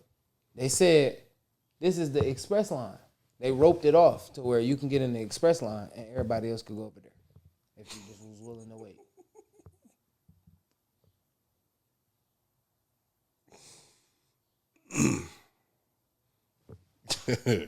Then put your ass to work. Hey, that should become a curse, man. I work. No. Let me finish. I work the lobby when you walk in the bank, and I was responsible for the drive-through, the people that came through. So I had to work both sides. When the drive-through came through, that was my main responsibility. But if I don't got nobody in the drive-through, then I gotta help the lobby. Yeah. And even if the lobby is backed up, now I still gotta help the drive-through and the lobby. So do both at the same time. You got it. You good, big dog. And I worked every Saturday too. So from 9 to 1, I was at. How you think I got so cool with so many people? Let's talk about the niggas that own Yoshi's.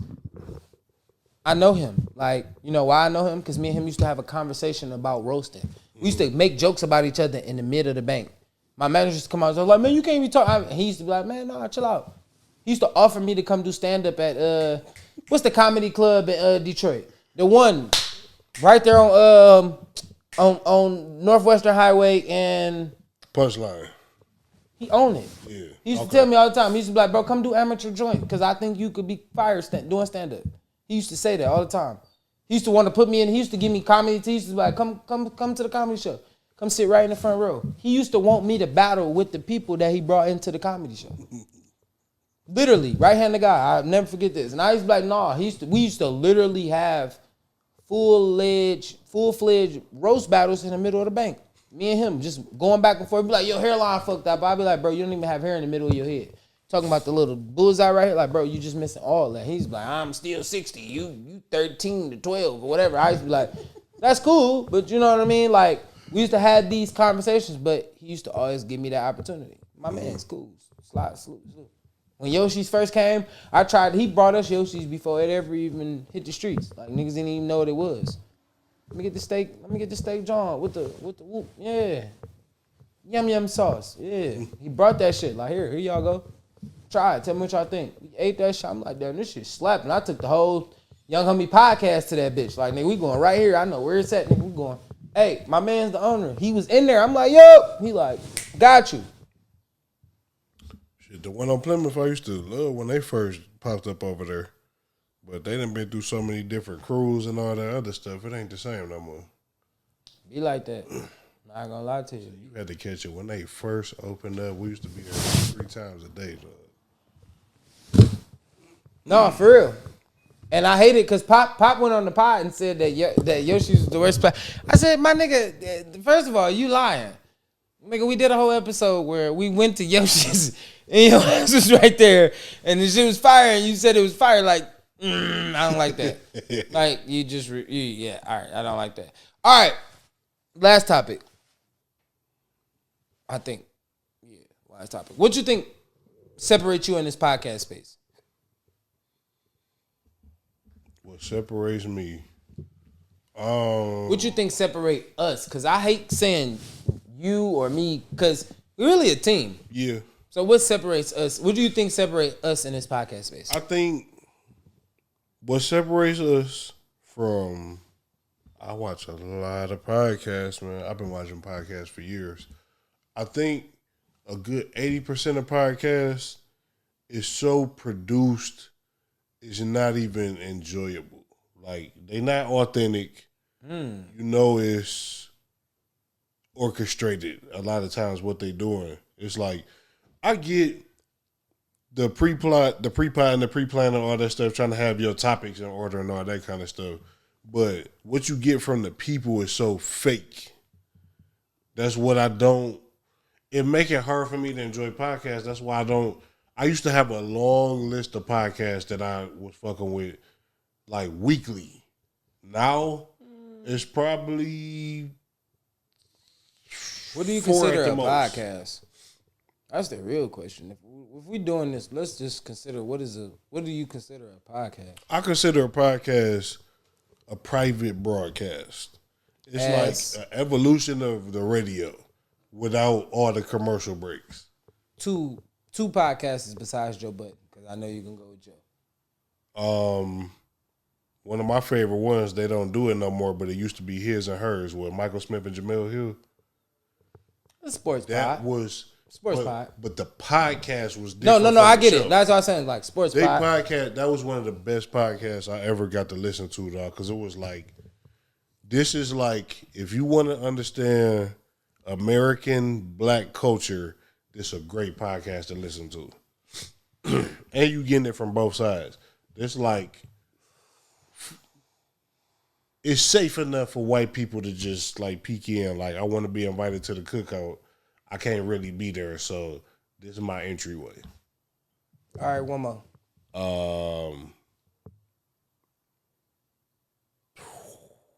One more.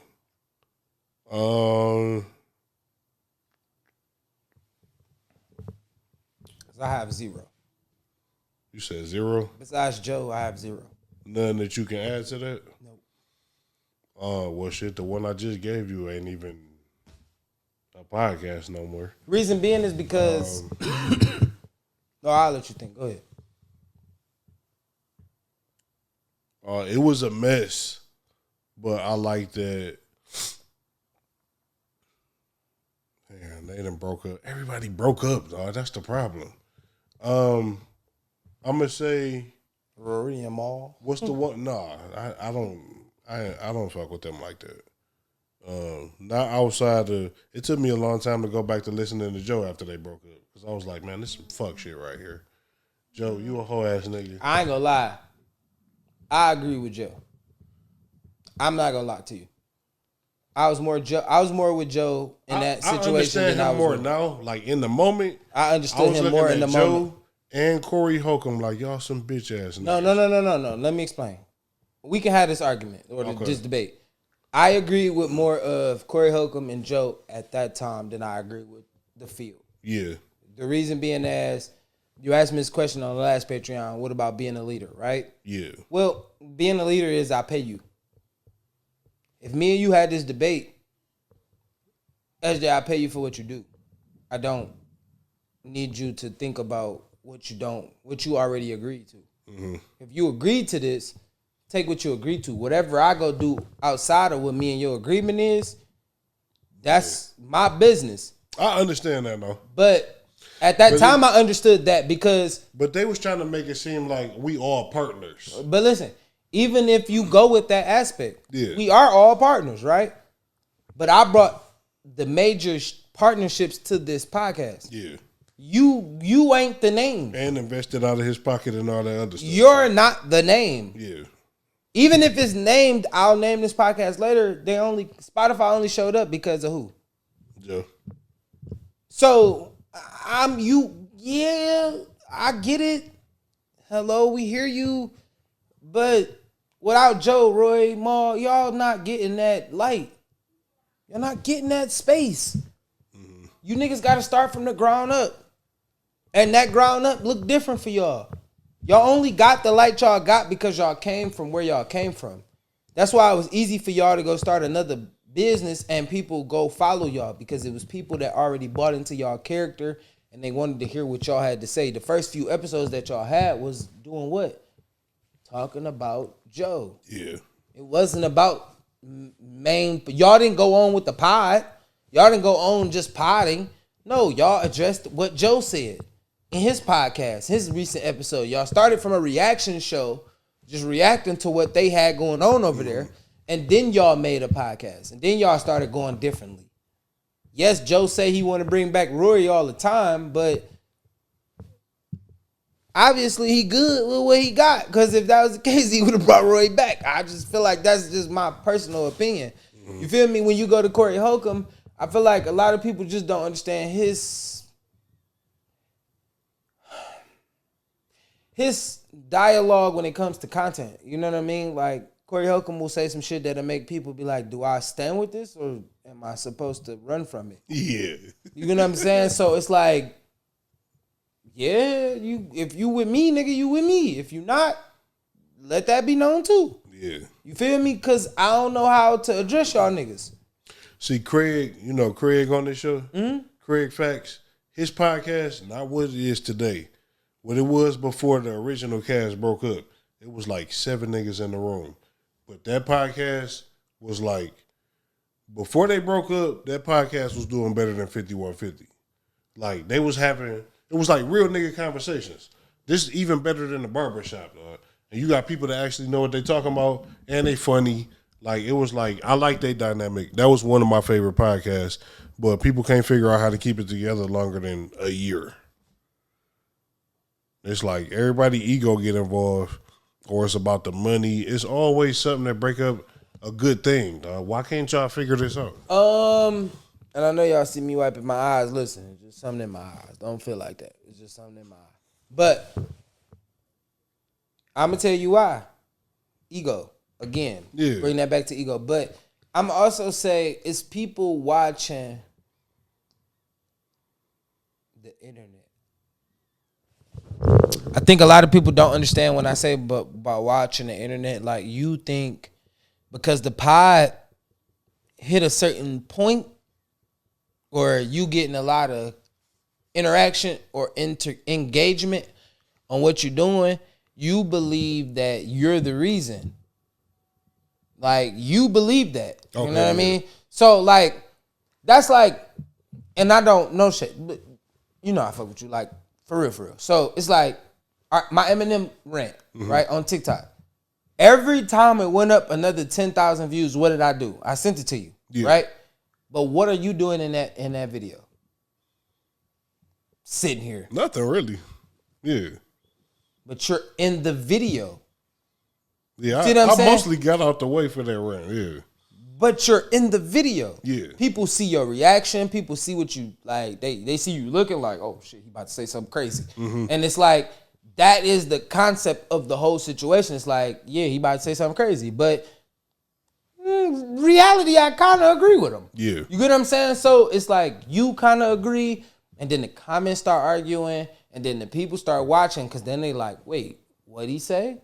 No, I agree. No, wait, hold on, I agree too. Hold on, he did kill cousin, and now the conversation trickles. It just go crazy, crazy. So everybody that be looking at me like, why do you keep saying something about Big Sean? It's like, well, let's have the discourse. I only try to spark the discourse. You feel me? It ain't about hate with Big Sean. It's not about his girlfriend. It's not about his life. It's about the straight discourse about music. Let's have the conversation. Because if we have the conversation, we can always evaluate where we look at people.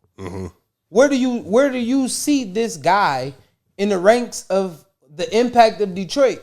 Everybody can, I'm not going to say everybody can rap, but it's a few people that can have lyrics that will just be like, all right, you can rap. You can rap. That's cool. Everybody give Sean that, oh, he got this hit, he got this. Okay, you can rap. But just because you can rap don't mean that the raps impact people or that they relate to people. Yeah. That don't change your relatability. Like, you don't relate to people. People don't know what you're talking about, bro. Like, you say you are from Detroit, but if I'm a nigga from Detroit, I don't relate to Big Sean. I relate to Sada Baby better than I relate to Big Sean. He from the east side, I'm from the west side, but I can still understand the relatability. Like, I get it. Sada was a nigga from the east side that if I ever went to the fireworks back in the day, he was the nigga outside turning up. The east side niggas you had to fight with. You had to make sure. Like, they was outside making noise. They was doing shit. They was West side niggas was more calm, laid back. You can find out a west side nigga because he ain't hating. Not saying east side niggas was haters. I'm just saying they did more grandstanding than a lot. The west side niggas, they always been labeled as the cool, laid back niggas, pretty boys, don't got nothing. They just always been spoiled. That's the relativity of a west side Detroit nigga. You think that they are spoiled and they don't have a hardship over here on this side of town.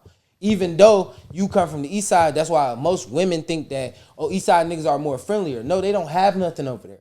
They don't have nothing. It's nothing over there. They have to come this way to make sure they get in. You feel me? To connect. They have to, and y'all are taking them back on this side of town. So yeah, they're more friendly to give away their money because as a west side nigga, I know what's going on over here. I know where to take you where I don't got to spend a lot of money. This east side nigga he's from a neighborhood where it's only a house. One house on 3 houses on this block. You know what I mean? And that's no shade. I'm just being honest. It's only 3 houses on that one nigga block. So he loved to come to the west side where you could take him to Teresa's or Opium or somewhere like that. And nigga, he get the chance to see other people. He like, oh shit. And it ain't no violence. He ain't running to his ops or nothing. He like, I ain't beefing with nobody over here. I can enjoy my time. Like, yeah. Nigga, yes. On the west side, we have fun over here. We not looking to kill each other. You know what I'm saying? Y'all are looking to, that's east side shit. It's just not the west side. And we relate differently. Like, west side niggas want to get on some grimy shit, they go get the east side niggas. Kind of the relative, like, that's what I'm saying. We relate differently, but that's how it is. Like, I don't know what to say. You know what I mean? So that's why I say, like, when I look at niggas like Sean, I be just thinking, like, are you Southfield? Are you Dearborn Heights? Are you Dearborn? Are you Roseville? Sterling Heights? Where are you from? Like, I don't know where you from because Detroit ain't where you from. I'm from there. I'm from the city. Like, I know, like, about Sinai Grace where a lot of Detroit people won't go to Sinai Grace. Like, I'm from there. I'm right up the street. I know about the Coney Island right there. I know about the Derrick. That's my neighborhood. Like, I can tell you where I'm from. Yeah, I'm cool on that hospital. If you go tap a nigga on the shoulder and ask him about me, like, I'm from over there. Like, they would know. Like, it's not no secret. They know what's going on. Like, I got videos. I grew up over there. Sean, where can we tap a nigga on the shoulder and ask where you from? Like, you grew up with Big Sean? Like, how was he as a child? Like, what did he do? Like, that's like, you know what I mean? Like, I got people over there that will tell you. I'm talking about legends. Matter of fact, I'm going to say this on Patreon. June 21st, clear your schedule. Whatever you're doing, I need you to clear your schedule. We're going to my family reunion. I'm going to show you. I can only show you better than I can tell you. Bring the cameras, because we're going to do some work. But I can only show niggas better than I can tell them. It's going to be a Patreon exclusive. We ain't going to do Patreon conversationally like this. We're going to work differently. It's my family reunion, and we're going to work. You know what I mean? But we're going to give some content away. I want to shoot a vlog, kind of podcast vlog type shit. Like, we're going to have some conversations in between the vlogs, but I still want to give them like a, you know what I'm saying? Because it's a lot of people that's missing from my family in this situation. Like last year, I wish I would have did this because my uncle would have been in it. But, you know, God forbid he passed away. It's like, damn, you know what I mean? So now I don't want to let nobody else go. So I really want to work like this now. You know what I'm saying? Every year I want to be able to capture this type of shit. We're going to be at Belle Isle. It's already said. It's already picked. All we got to do is just get y'all to show up. I need you, and I'm telling Pop, y'all got to be there because we working. The family reunion. Yes. Because I was thinking like, no, that was the block party I was at last year. And listen, we going to the block party too. We doing this. We gonna kill the end of the year. The end of the year is kind of where we're gonna take our pie and we're gonna take Patreon and we're gonna go outside. So when you edit it, it's gonna look a little different. Like, we need to give people the real side of Detroit. This is the part of Detroit that I be saying. Like, this is what other motherfuckers in the city don't get a chance to do. Yeah. Like, you don't get to see us in this light. Y'all only see us for what y'all think we are. Y'all only see us through the Big Sean light. He not Detroit. I hate saying that, but it's not us, bro. It's just not us. It's not. That's what separates us. Like, when I get to the point, I just be like, bro, what separates us? It's like, Sean ain't Detroit. Baby Sean ain't Detroit. Rio ain't Detroit. Mike ain't Detroit. BFP the Pac-Man ain't Detroit. Y'all Michigan, and I fuck with y'all. No, listen, I fuck with Louis Ray, not Detroit. The other nigga from Flint, the Coochie Man, ain't Detroit. Y'all from Michigan, and y'all fuck with our culture. Like, y'all fuck with the city, for sure. I understand that. I'm no disrespect, no shade, no nothing. Listen to what I'm saying. Let me finish my statement before y'all niggas get mad. Y'all not Detroit. What y'all done for Michigan is impactful. Because y'all held it down for y'all city. I was just watching Clarissa Shields on Gil's Arenas. Right? Never knew fucking Kenya Martin was from Saginaw. Oh, yeah. Never knew this. Right? But what I'm saying is, learning that and hearing it, it's like, okay, I get it. We are impactful as Michigan. Right? But y'all don't put the real respect on Detroit. So let me give y'all the stars. Skilla Baby. Sada Baby. I Swear Vezo. Peasy. As much as y'all don't want to give Eminem his credit, Eminem. Royce the 5'9". Even though they say Royce is from Old Park, I'm still going to put the Detroit respect on Royce. Even though he's stupid enough to think that Coney Island ain't impactful in Detroit, hey, Royce, don't ever say that again. Let me tell you that. That was so weird. Don't ever say that again, you stupid nigga. I could get you saying, like, you had a point in your life where that you just don't eat different. It. Right. Don't say that no more. But Royce, I give Royce that. Proof. Yeah. Come on, D12. Yeah. Like, all those people, they are really Detroit. Denying Mr. Porter. Come on. Yeah. Y'all all are Detroit. That's Detroit. Y'all look at it as an athletic standpoint. Bro, do y'all really want me to... Tony Harrison. Like, do y'all really want me to run through it? Like, you feel me? Like, we can run through people that made it from this Manny Harris. Like, we can run through the people that actually came from the city. They may not have panned out to what y'all think they should have been. But it's people that comes from this city that really are iconic, bro. Oh, yeah. That's why they bring everything for the outskirts of the city of Detroit. That's why they use Detroit culture. Niggas, if that was the case, niggas in fucking other parts of the city, other cities outside of Michigan wouldn't wear Cartiers. That wouldn't be y'all thing, right? That's the Detroit thing, right? But guess why y'all do it?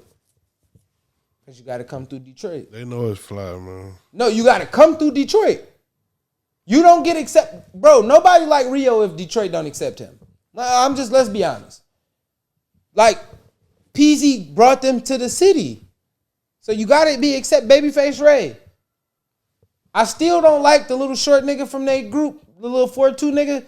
I don't think his music is good, but hey, Gotti thought it was decent enough to put him on there. But that's the east side of Detroit. Yeah, I ain't listened to enough of his music to say, but I just don't think that he tall enough to understand the music game. That was good, wasn't it? I know. Come on. Come on now. Come on. Just saying, come on now. Talk to me now. What Drake say? These bars go over Doug here no matter what I say. I know that nigga really stressed to let me paraphrase. Knew it was smoke when Twin hit us with the serenade. Nigga went,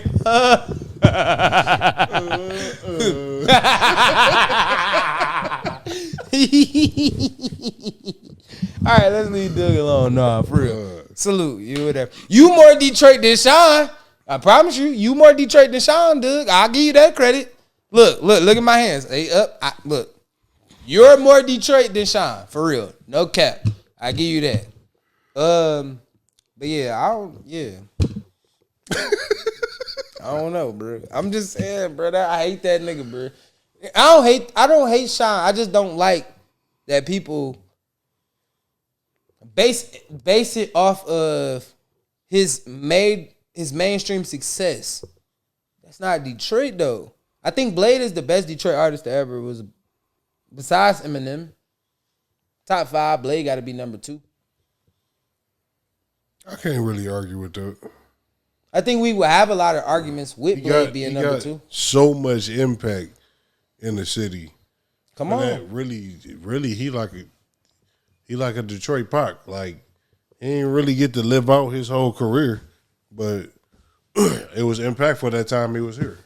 All I'm saying is, every time you see that famous artist that come to the city and play the Lions or play the Pistons, and they hit you with the they put the buffs on with the Cartiers, guess who did it? Blade talked about this, bro. Go listen to my man's music, bro. Like, impact, Blade more impactful than M, but I give it to M because M is. Yeah. You get what I'm saying? M is still alive and he had a longer career than Blade. But if you talking about fucking Detroit, just straight impact, what Detroit was, man, Blade Icewood, bro. Yeah. I don't care what number. Hey, look, and another nigga. I'll give you one more person. Big Hurt. Y'all had that. Y'all take that up. I get the Lodge Boys. Okay. Let me start naming my Detroit. Matter of fact, I know what my outro gonna be, nigga. What? I'll play some shit for y'all niggas. Bro, hold on. Let me get to my bag. Hold on. Cause y'all, listen, we was doing some shit back when I was a kid. See, y'all niggas in this day and age, y'all don't know about the real Detroit. Y'all don't really know about the real Detroit. Come on, bro. Hey, I am boy D Marks, man. If you're not dripping, you're not splashing, you're definitely not a part of this league. Hey, T2 Nation, do us a favor, man. Hit that like, hit that share, let everybody know you was in here, man. Hey, T2 Nation. We appreciate y'all, man. Thank y'all for the support. Y'all know we out. We see y'all soon. Peace.